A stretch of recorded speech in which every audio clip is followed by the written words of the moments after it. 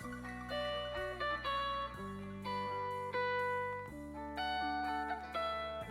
gang, welcome back to another video. Thank you so much for joining me on today's video. So this is going to be a different and interesting video than I normally do. It's not something that I talk about a lot, but it is a part of who I am. So I hope you are having a great weekend. We are going to be spilling the tea today. We are going to be, stopping all of the rumors. If there is any out there, we are going to go ahead and lay it all to rest in this video. So happy Pride Month. Yes, June is Pride Month. So I wanted to kind of do my story and hopefully kind of inspire at least somebody out there. So whether this gets 50 views or 50,000 views, if I can inspire one person, hey, that is what I am here for. I'm sharing this now because it just feels right. I feel like I've came into my own last year a little bit, and I'm really coming into my own a little bit more this year. And I want to, not that I'm like hiding anything, or not that I'm, hiding that I'm gay or anything. So breaking news, everybody, I am gay. So not that I'm like hiding that, but I wanted to kind of just live my authentic life a little bit more and just not be so afraid and not be like, oh, what is that person going to think? Or, because honestly, everyone's opinion is just not my business. It feels like there's like this wall that I just can't like bust through for some reason right now. And I think this is the wall. I'm just getting my story out there and just kind of talking about it. And, like I said, it's not something that I talk about a lot. So my main mission though, just on this earth, is to inspire people with my words, with my actions, just not that I think you should live the same life I live, but essentially I do. I just want you to live your authentic life.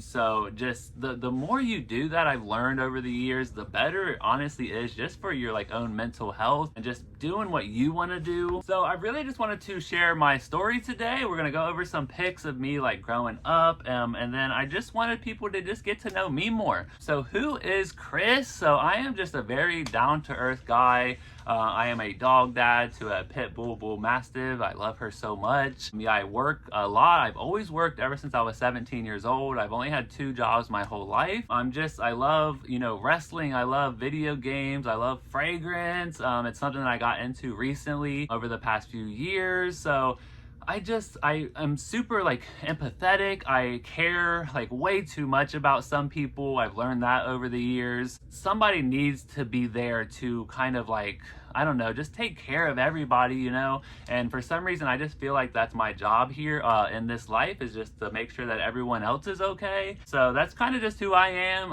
I smoke. I love to smoke. It's one thing that I do. It's like something that brings me joy. It is actually legal in my state, so that is awesome. We fought forever to get that. So that's another part of me where I'm like down to earth, just chill, groovy kind of guy, and I kind of just roll with the punches, enjoy life, and I wake up every day and just go, it's going to be a great day, and that's just it. There's no other option. So that's just kind of a little backstory of who I am. But let's go through like some pictures of me like growing up and kind of going through like my coming out story here. So growing up, I was born in 1993 here, and I was born and raised here in Columbus, Ohio. I am a twin, so me and my brother, we were born on the same day, obviously. It's something that was really cool growing up, having a bond with a twin brother. I also have 2 older brothers, so there is 4 boys in total.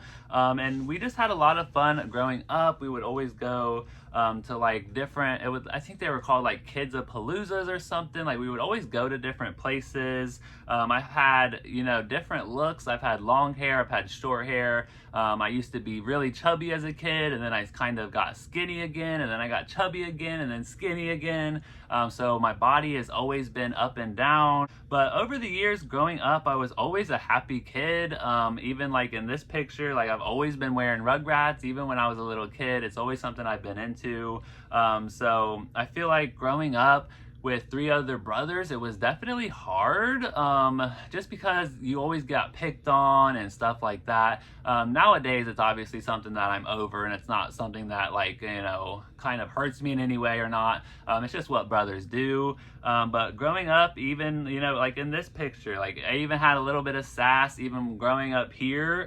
In this picture, I had like a little flashy belt that had like diamonds that said my name. I always wanted to match or look good. That's always something I've been into, is looking good. Because when you look good and you smell good, you feel good. Like that's like my motto. We'd always go camping. We'd always have just like a lot of fun, just being a family. And then I'd say like my first memory of me being like, you know, I don't know what's going on, I feel different. It was definitely when I was a lot younger. Like I'd say like, I don't know, 4, 5, 6, 7, somewhere around in there. And then my first like real memory was when I was like 12 or 13, and that's when I like knew for sure like something was different. Now growing up, of course, I would have girlfriends. Now I don't know if that was something where I was like, I feel like I was supposed to have a girlfriend, you know, society, whatever, but part of me, you know, was like suppressing that. I don't know if I was sure or not, but I know that you know, I'm supposed to be, because I'm a man, I should be with a woman.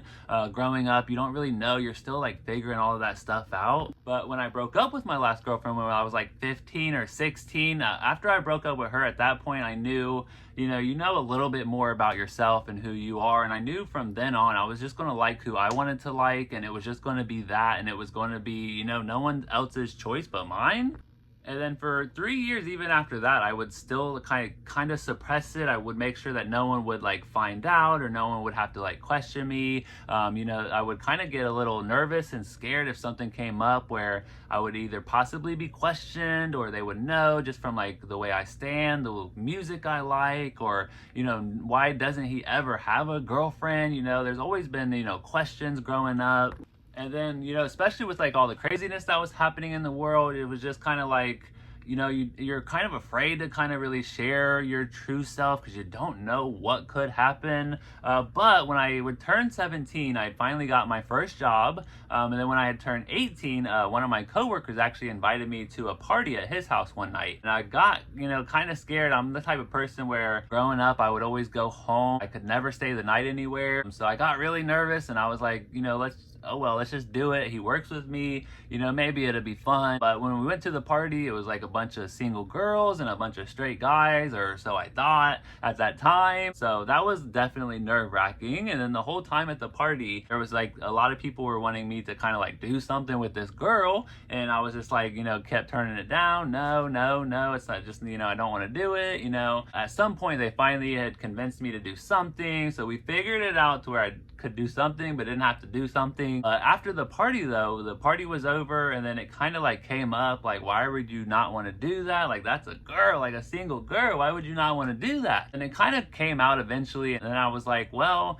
it's just not something I'm really into. So pretty much after I like came out to them, you know, the party pretty much made sense to them, and they realized like, okay, that totally makes sense. Like, they kind of felt bad that they were pushing me to do that, and I was like, it's okay, you know, it makes sense. We're at a party, everyone's drinking, you know, whatever, having fun. It turns out like 90% of the guys that was actually at that party ended up being gay, and I don't know if they just didn't know or whatever their story was, because, you know, everybody's story is different. You know, not all of us have the same story. The friendship though, it did end with all of those people, not like, you know, in like a bad way or anything. We just ended up just like not talking to each other eventually for whatever reason, moving away, whatnot, different jobs and stuff. But I say that story to kind of say sometimes you gotta find those people that are like you, or someone you could kind of lean on, or, you know, eventually if you tell your story, then, you know, you could kind of inspire other people. And then,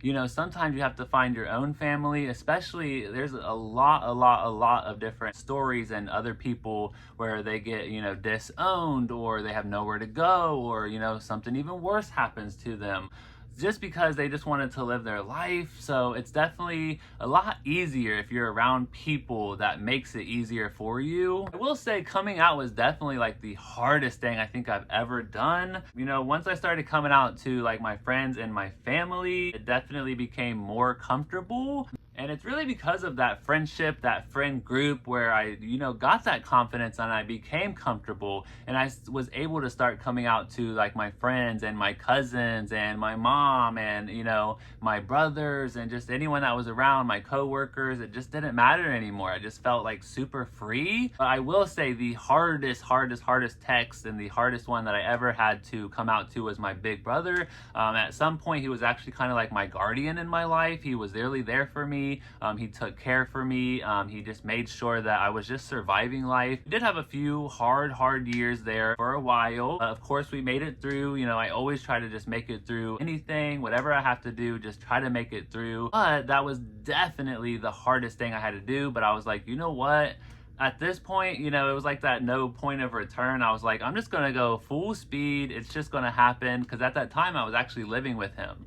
So of course, you always have that, you hear the stories of people getting kicked out. And so I was like super nervous that I was gonna get kicked out and didn't know where to live and, anything like that. And with him being like my guardian at the time, even though I was like 17, 18, I still look up to him even to this day. Like, he's my big brother. We still have a relationship to this day, like I do with all of my brothers. It's actually funny because my twin brother, when I did come out, he pretty much was like, you can't know, like, how does he know, blah, blah, blah. And then he ended up actually coming out a little while after I did. So we thought that was like super fun. We're twin brothers. We're definitely alike in a lot of ways. We're also not alike in a lot of ways as well. I'll never forget sending that text to my brother and then the text that he sent back, which was the most like comforting text I think I ever could have received. It was pretty much like, okay, like, doesn't really change anything. And I was just like, wow, I finally get to like live my life. The fear was gone. The amount of joy that I was feeling during those few minutes was like crazy. So I was super lucky, super grateful, and just super blessed that nothing ended up changing. It just ended up being the same. But I just got to come out and kind of live my life a little bit more of how I really wanted to.